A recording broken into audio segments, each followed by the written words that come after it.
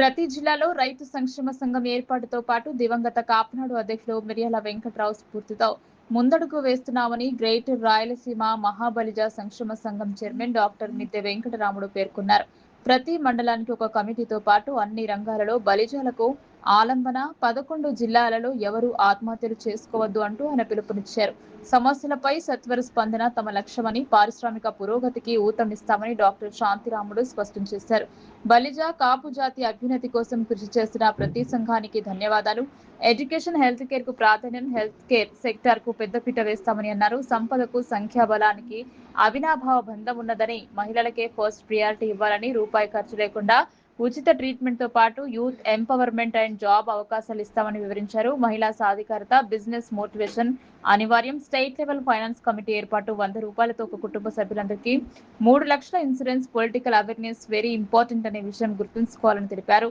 Political పార్టీలతో సంబంధం లేని సభ ఇది. మెజారిటీ ఓటర్లు కరప్టెడ్, ఒక్క రూపాయి కూడా ఎన్నికల్లో తీసుకోమంటూ బలిజ ఓటర్లు ప్రమాణం చేయాలి. మన అభ్యర్థులను దేశభక్తిగా గెలిపించుకోవాలి అంటూ పిలుపునివ్వడం జరిగింది. 11 జిల్లాల్లో 22 ఎమ్మెల్యే సీట్లు కావాలి. ప్రకాశం, ఒంగోలు జిల్లాలలో ఖచ్చితంగా 20% మున్సిపల్ వార్డులు గెలవాలి. 11 జిల్లాలలో ప్రతి సీమ జిల్లాకు ఒక్క బలిజ కాపు లేదా ఒంటరి సామాజిక వర్గ మున్సిపల్ చైర్మన్ ఉండాలి. 22% వాటా రావాల్సిందే 11 జిల్లాలలో అని. 900 గ్రామ పంచాయతీలను 11 జిల్లాల నుంచి చేసుకోవాలి. 15,000 వార్డులలో గెలుపొందాలి. మిర్యాల వెంకట్రావు చనిపోయినాక బలిజ కాపులకు పెద్ద శూన్యత ఏర్పడింది. Legal and litigation affairs committee ఏర్పాటు చేస్తున్నామని అన్నారు. సంవత్సరాల తరబడి కోర్టుల చుట్టూ తిరగడం ఎందుకు? ఎంత డబ్బైనా సంపాదించవచ్చు, కానీ కాలాన్ని సంపాదించలేమని ఆయన తెలిపారు. నెక్స్ట్ వచ్చేసి మూడో పాయింట్ వచ్చేసి youth empowerment and job opportunities.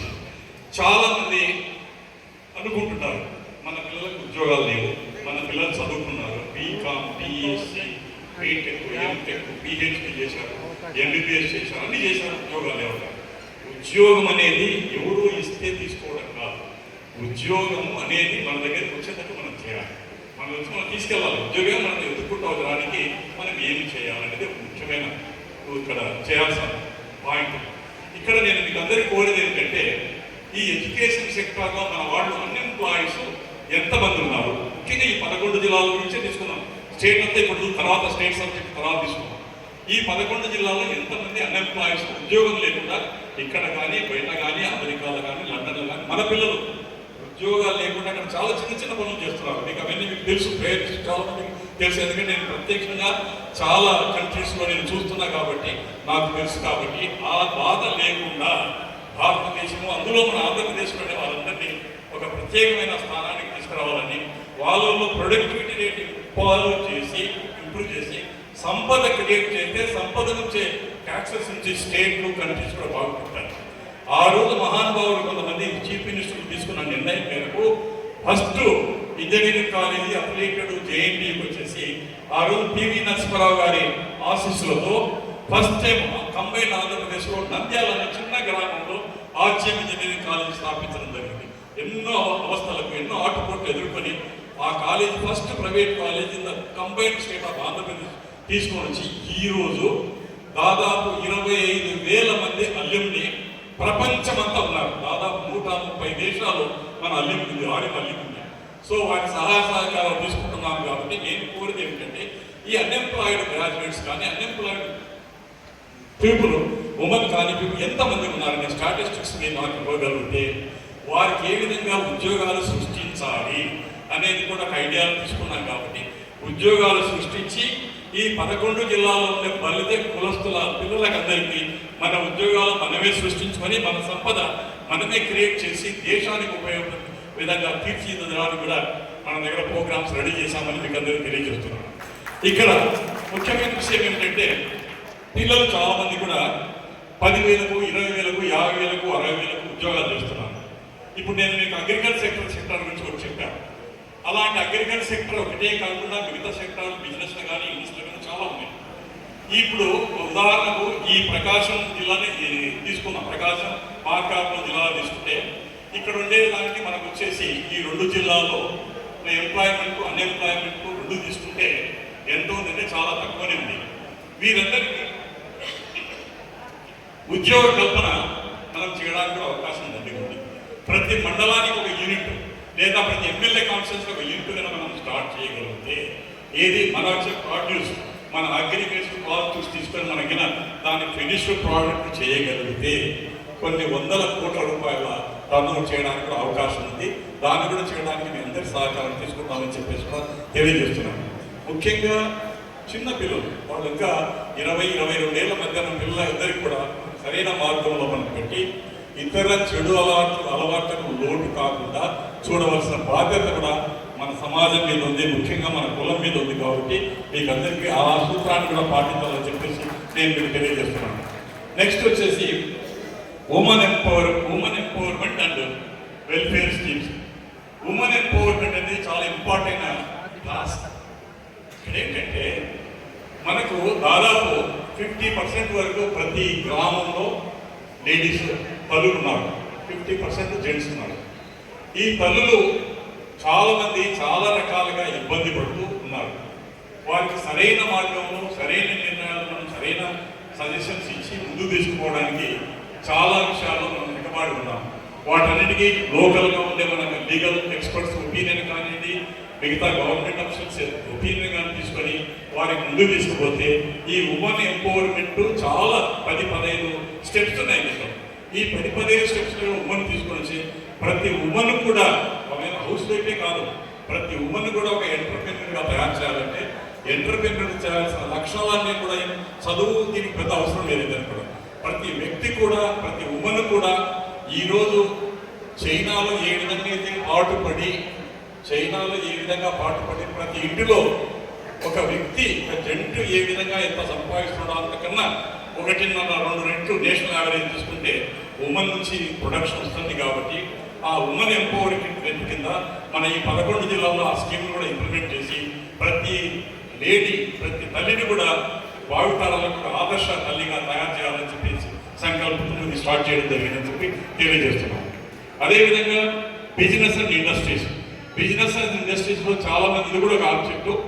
చాలా వరకు మన వాళ్ళు వ్యాపారం పెట్టాలంటే మనకెందుకు వ్యాపారం ఎందుకు పెట్టాలా, మన వాడు ఏదో 10,000-20,000 ఉద్యోగం వస్తే చాలా అనిపిస్తారు. కాదు, ఇప్పటి నుంచి ఈ రోజు నుంచి కూడా బలిజ కులస్తుల్లో ఉన్న ఏ విద్యార్థి కూడా ఆయనకి ఏదైనా మంచి ఎక్స్పర్టైజ్ ఉంది, మంచి బాగున్నాడు అనుకోండి, ఆర్టిఫిషియల్ ఇంటెలిజెన్స్ కానీ మెషిన్ లెర్నింగ్లో కానీ లేదా మిగతా డాటా సెంటర్లో కానీ బాగా ఎక్స్పర్ట్ ఉన్నారనుకోండి, కొద్ది రోజులు పోయి ఉద్యోగం చేయండి. కొద్ది రోజులు తర్వాత వచ్చి మీరందరూ కూడా ఎంటర్‌ప్రెన్యూర్గా ఎప్పుడు ఎదుగుతారో అప్పుడు బలిజ జాతి యొక్క సంఖ్యతో పాటు సంపద కూడా పెరగడానికి మార్గాలు ఉన్నాయి. కాబట్టి ఆ మార్గాలను అన్వేషించే దశలో ఈ కమిటీని ఏర్పాటు చేయాల్సి ఉంది. కాబట్టి ఈ బిజినెస్ చేసే వాళ్ళు ఎవరైనా వారికి ఎలాంటి ఇబ్బందులు ఉన్నాయి కూడా, ఎలాంటి ఇబ్బందులు లీగల్ కానీ ట్యాక్సేషన్ కానీ గవర్నమెంట్ లైసెన్స్లో కానీ లేదా బ్యాంక్స్లో కానీ లేదా వరల్డ్ బ్యాంక్స్లో కానీ వాళ్ళకి ఏ విధంగా ఇబ్బందులు ఉన్నాయి కూడా ఈ రాయలసీమ గ్రేటర్ రాయలసీమ మహాబలిజ సంఘం వారికి వెంట ఉండి అన్ని విధాల సహాయ సహకారాలు అందిస్తుందని చెప్పేసి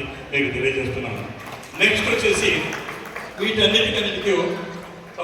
వీటన్నిటికీ మా శాంతిరామ్ గారు బాగానే చెప్తున్నారు. బట్ ఫైనాన్స్ ఎక్కడ ఉంది వీటికంతని కూడా మాకు డౌట్ వస్తుంది. దానికి కూడా ఒక స్టేట్ లెవెల్లో ఒక ఫైనాన్స్ కమిటీని ఏర్పాటు చేశాము. ఫైనాన్స్ కమిటీలో ముఖ్య ఉద్దేశం ఏంటంటే ఈ గ్రేటర్ రాయలసీమ మహాబలిజ సంక్షేమ సంఘానికి ఒక కార్పస్ ఫండ్ అనేది చాలా అవసరం. కార్పస్ ఫండ్ మినిమం వచ్చేసి 50 కోట్లు లేదా 100 కోట్ల రూపాయలు కార్పస్ ఫండ్ ఉండాలి. తర్వాత ప్రొడక్టివిటీ వచ్చిన తర్వాత ప్రతి చోటు నుంచి వచ్చే ప్రొడక్షన్లో నుంచి కూడా మీకు డబ్బు తీస్తారు. కాబట్టి బయట ఏ విధంగా అయితే ఇతరులకు గవర్నమెంట్ కానీ ఏజెన్సీలకు కానీ ఏ విధంగా పే చేస్తున్నామో అందులో 50% ఈ సంఘానికి మనం పే చేయగలిగితే సంఘం ఆర్థికంగా బలోపేతమవుతుంది. అదేవిధంగా మన బలిజ వంశీయులు కానీ కాపులు కానీ తెలకలు కానీ ఒంటరు కానీ ప్రపంచమంతా మహా పెద్ద వ్యాపారంలో ఆరితేరిన దక్షులు ఎంతోమంది ఉన్నారు. భారతదేశానికి విషయానికి వస్తే భారతదేశంలో సపోజ్ నేను వచ్చేసి ఒక 500 కోట్లు నాకు ఈ సంవత్సరం ఇన్కమ్ వచ్చింది అనుకోండి, నేను కంపల్సరిగా దీంట్లో 2% వచ్చేసి కార్పొరేట్ సోషల్ రెస్పాన్సిబిలిటీకి నేను పే చేయాలి. ఆ సిఎస్ఆర్ ఫండ్స్ అన్ని కూడా ఎక్కడ పోతున్నాయండి? ఈరోజు సిఎస్ఆర్ ఫండ్స్ అన్ని కూడా దుర్వినియోగం అవుతుంది. ఆ దుర్వినియోగం కాకుండా దాన్ని సద్వినియోగం ఏ విధానం చేసుకోవడానికి నేను ఒక స్కీమ్ తయారు చేశాను. ఈ విధంగా భారతదేశమే కాకుండా ప్రపంచ దేశాల్లో మన వాళ్ళు ఎక్కడన్నా ఉండలేండి ఆ సిఎస్ఆర్ ఫండ్ ఆ రాష్ట్రంలో ఆ కంట్రీ ఉండే లా ఆఫ్ ల్యాండ్ ప్రకారం మనం కానీ సంఘానికి కొంత 0.01% మనం సేకరించిన కూడా కొన్ని వందల కోట్లు కార్పస్ ఫండ్ చేయడానికి తప్పకుండా మనం ముందుకు తీసుకోవడం అని చెప్పేసి కూడా తెలియజేస్తున్నాం. నెక్స్ట్ వచ్చేసి మెంబర్షిప్ డ్రైవ్. ఇవన్నీ మనకు ఈ 11 జిల్లాల్లో వచ్చేసి దాదాపు 52 లక్షల జనాభా ఉంది, 32 లక్షల ఓటర్స్ ఉన్నారు. ఈ 52 లక్షల మంది ఉన్నారు, ప్రతి జిల్లాలో ఉన్నారు. మా కాన్స్టిట్యూన్సీలో 30,000 జనాభాని మా శక్తి ఇంత ఉందని చెప్తున్నామే కానీ మనం ఎక్కడ నిరూపించలేకపోయాం. దీనికి ఏదైనా కూడా రికార్డు అనేది చాలా ఇంపార్టెంట్. రికార్డు లేకపోతే ఒట్టి మాటలు ఎన్ని చెప్పినా కూడా మేము మా వంశం చాలా గొప్పది, మేము చాలా గొప్ప వాళ్ళం అంటే లాభం లేదు. ఇప్పుడున్న ప్రస్తుతం ఉన్న ఎవరికి కూడా మన పెద్దలు వాట్ ఈస్ ద ప్రూఫ్ అంటారు, వాట్ ఈస్ ద రికార్డ్ అంటారు. కాబట్టి దీనికి వచ్చి ఏం చేశారంటే గూగుల్ ఫార్మెట్ ఒకటి తయారు చేశాను. ఆ గూగుల్ ఫార్మెట్ చేయండి సార్.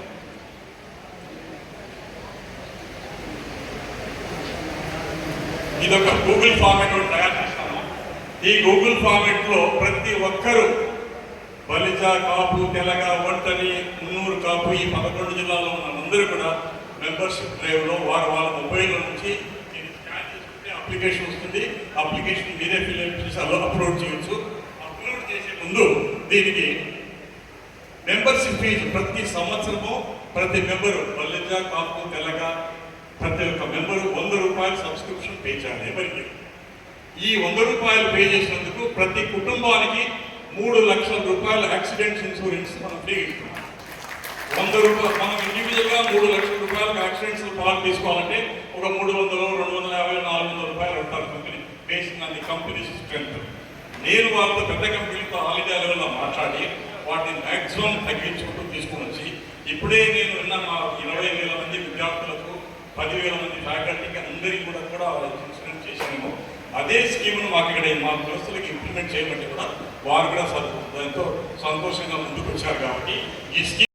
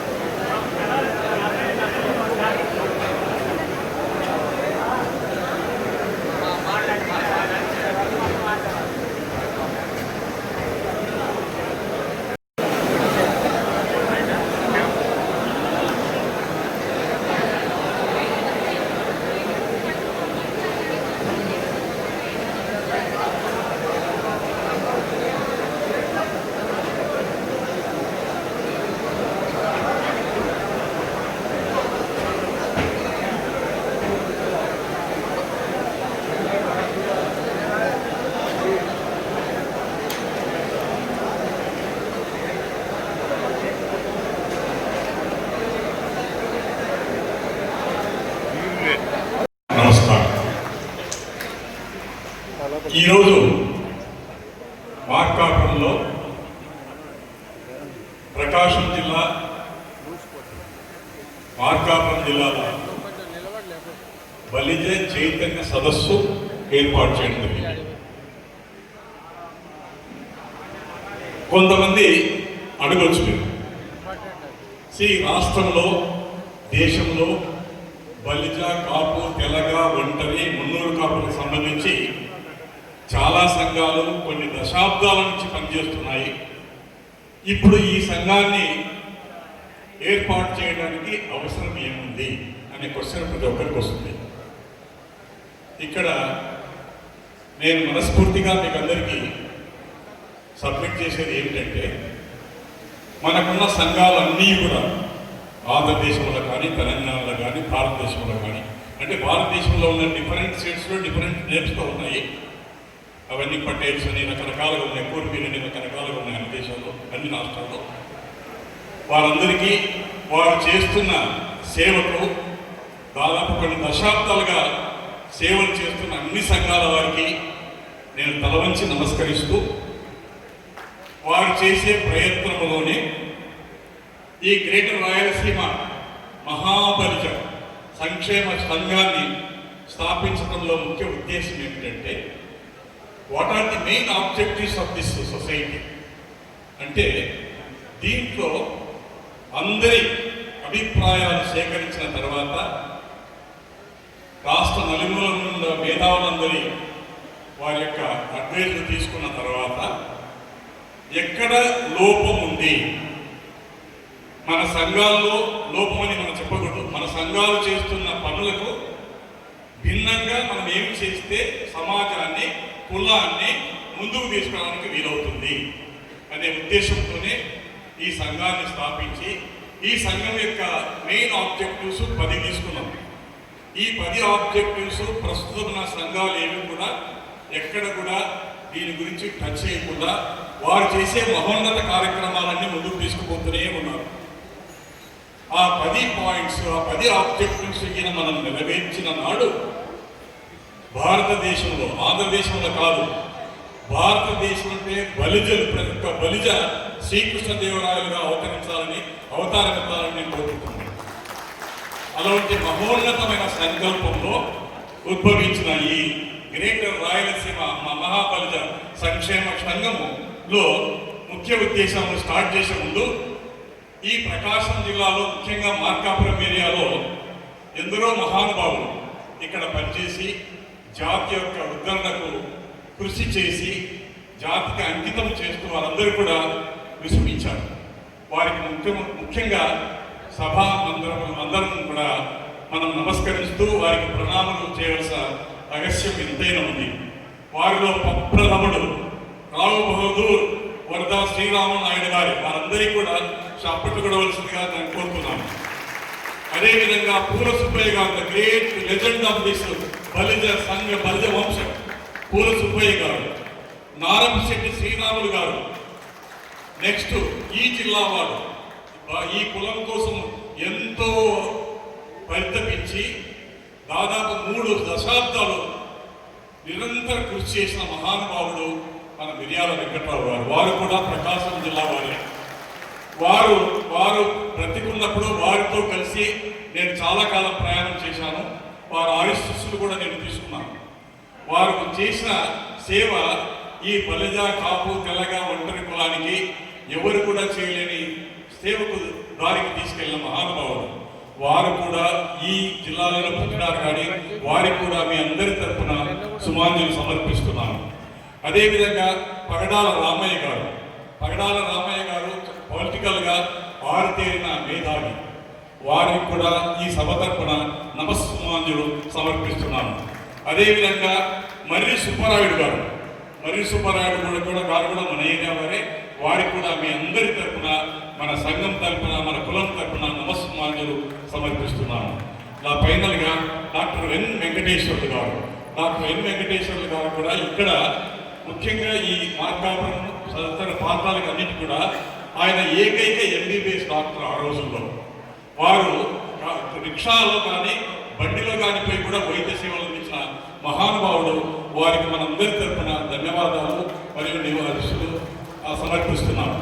ఇంకా ముఖ్యంగా బలిజ బంధువులారా మీకు అందరికీ మరొకసారి స్వాగతం పలుకుతూ ఈ సభ ఈ కార్యక్రమం స్టార్ట్ చేయక ముందు ముఖ్యమైన వ్యక్తి ఇక్కడే మన మధ్యలోనే ఉన్నారు. వారికి ఒక కార్తీక వనభోజన సందర్భంలో కర్నూలులో నన్ను చీఫ్ గెస్ట్గా పిలిచారు 2019లో. అప్పుడు కరోనా విజృంభించి తాండవిస్తుంది కరోనా 2019. అప్పుడు స్టేజ్ మీద నేను మన ఆత్మకూరు పసుపులేటి వెంకటేశ్వర గారు మా అన్నయ్య గారిని స్టేజ్ మీదకి ఆహ్వానించి, అన్నయ్య ప్రతి సంవత్సరం మనం ఏదో కార్తీక భోజనం వస్తున్నాము, వారు ఏదో పెడుతున్నారు, తిని వెళ్తున్నాము, తర్వాత ఎవరం దీని గురించి సంఘాన్ని గురించి కానీ కులాన్ని గురించి కానీ ఎవరు పనిచేయడం లేదు. కాబట్టి నేను మీకు ఒక రిక్వెస్ట్ పెడుతున్నాను. ఆ రిక్వెస్ట్ ఏంటంటే మొట్టమొదటిసారిగా కర్నూలు జిల్లాలో కంబైన్డ్ కర్నూలు జిల్లాలో ఉండే 54 మండలాలన్నీ కూడా మీరు నిశ్చితంగా తిరిగి ప్రతి మండలంలో మీరు అక్కడున్న మన మేధావులు అందరితో మాట్లాడి ఎక్కడ లోపం ఉంది, ఎందుకు మన జాతిని అనగదొక్కబడుతున్నాము, ఒక పర్టికులర్ వర్గం వారు ఈ బలిజ వంశీయులను కానీ కాపులను కానీ ముందుకు రాకుండా అన్ని విధాలుగా అనగదొక్కుతున్నారు, దీనికి మార్గం ఏమిటో, దీనికి ఎందుకు ఇట్లా జరుగుతుందని మీరు ఒక తూరి కర్నూలు జిల్లాలంతా కూడా ఒక 2 సంవత్సరాలు టైం తీసుకొని మీరు ఈ 54 మండలాలు తీసుకొని వచ్చి రిపోర్ట్ సబ్మిట్ చేయమని నేను రిక్వెస్ట్ చేయడం జరిగింది. వారు నా కోరికను మన్నించి వారు 2019 నుంచి 2022 వరకు 54 గ్రామాలు 2 సంవత్సరాలు నిరీశ్రాంతముగా తిరిగి అక్కడ ఉన్న రిపోర్ట్ అన్ని గ్యాదర్ చేసి మాకు సబ్మిట్ చేసిన తర్వాత ఒకరోజు ఈ సంవత్సరం మనము ఇంతవరకు బాగా చేశారు. దీనికి కారణం మనకు మిర్యాల వెంకట్రావు గారు వారి ఆశీస్సులతో మనం ఈ సంఘాన్ని ముందుకు తీసుకుపోవాలంటే మనం ఒక ప్రత్యేకమైన సంఘాన్ని స్థాపించడమే కాకుండా ఆ సంఘంలో మనం చేయవలసిన మన ఆబ్జెక్టివ్స్ ఏమిటి, మనం ఏమి చేయాలి, ఏమి చేస్తే మన ప్రజలు ముందుకు వస్తారు, ఆర్థికంగా కానీ రాజకీయంగా కానీ సామాజికంగా కానీ ఏ విధంగా ముందుకెళ్తారు అనే దాన్ని ఆలోచించి వారి ఆశీస్సులతో వెంకటేశ్వర్లు గారు ఎక్కడున్న స్టేజ్ మీదకి రావాల్సిందిగా కోరుతున్నాను. వారి ఆశీస్సులతో ఈ రాయలసీమ మహాబలిజ సంక్షేమ సంఘాన్ని ఏర్పాటు చేయడం జరిగింది. వారికి మనందరి తరఫున ధన్యవాదాలు తెలియజేస్తున్నాము. గార్లాండ్ వారికి మనందరి తరఫున ధన్యవాదాలు తెలియజేస్తున్నాం. ముఖ్యంగా ఈ గ్రేటర్ రాయలసీమ